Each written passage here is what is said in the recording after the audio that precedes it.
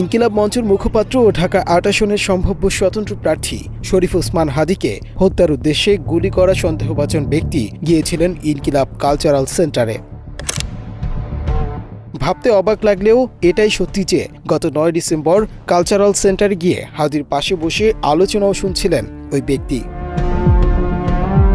Digital investigative media The Dissent হাদীকে গুলি করা ব্যক্তি, হাদীর নির্বাচনী প্রচারণায় অংশ নেওয়া ব্যক্তি এবং ৯ ডিসেম্বর ইনকিলাব কালচারাল সেন্টারে যাওয়া ব্যক্তির একাধিক ছবি যাচাই বাছাই করে এমন তথ্য দিয়েছে।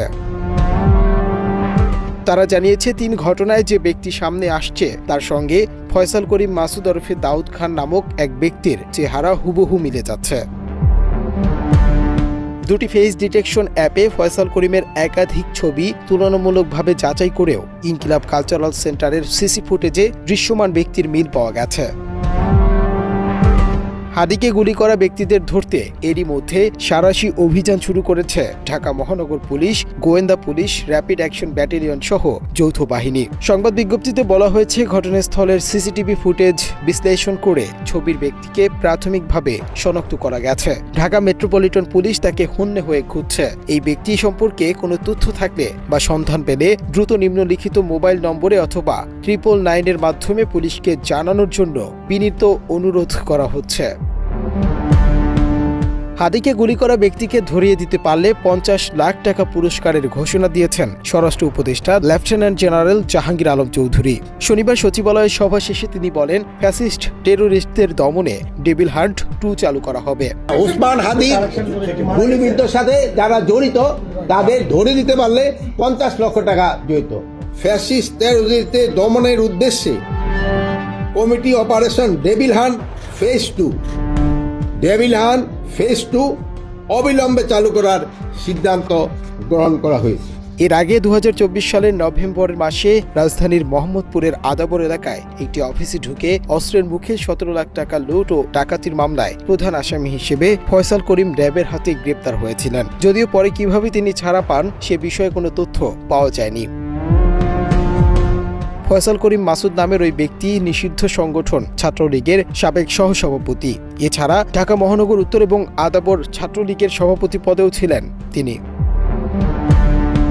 মাসুদের স্থায়ী ঠিকানা পটুয়াখালী জেলার বাউফল উপজেলার কেশবপুর ইউনিয়নের ২ নম্বর ওয়ার্ডে। তার পিতার নাম হুমায়ুন কবির। পুলিশের পিসিআর রিপোর্ট অনুযায়ী বর্তমানে মাসুদ ঢাকার আদাবর থানাধীন পিসি কালচারাল হাউজিং সোসাইটিতে বসবাস করতেন। তার বিরুদ্ধে আদাবর থানায় মামলা রয়েছে বলেও প্রতিবেদনে উল্লেখ করা হয়েছে। এর আগে গত ৯ ডিসেম্বর ইনকিলাব কালচারাল সেন্টারে তোলা একটি ছবি সামাজিক যোগাযোগ মাধ্যমে ছড়িয়ে পড়েছে। ছবিতে দেখা গেছে ফয়সাল গত ৯ ডিসেম্বর ২০২৫ ওসমান হাদীর ঠিক পাশে বসেছিলেন একটি বৈঠকে। তিনি জাহাঙ্গীর কবির নানক এবং আসাদুজ্জামান খান কামালের বিশ্বস্ত অনুসারী বলেও জানা গেছে।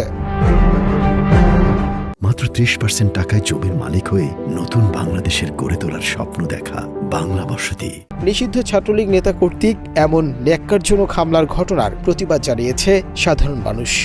ওসমান হাদীর যে পরিণতি আজকে হয়েছে, এই পরিণতি পুরো বাংলাদেশের। সুতরাং ওসমান হাদীর চিকিৎসার জন্য এই রাষ্ট্রের সর্বোচ্চ এফোর্ট দেওয়া দরকার। ওসমান হাদীকে বাঁচিয়ে রাখতে হবে এবং আমাদের এই জুলাইয়ের প্রত্যাশাকে বাঁচিয়ে রাখলে বাংলাদেশ বেঁচে থাকবে। শরীফ ওসমান হাদীকে গুলি করে তারা মনে করেছিল যে তার কণ্ঠস্বরকে চিরদিনের জন্য স্তব্ধ করে দেওয়া হবে, কিন্তু আমি মনে করি এই ষড়যন্ত্রকারীদের এই স্বপ্ন কখনো বাস্তবায়ন হবে না।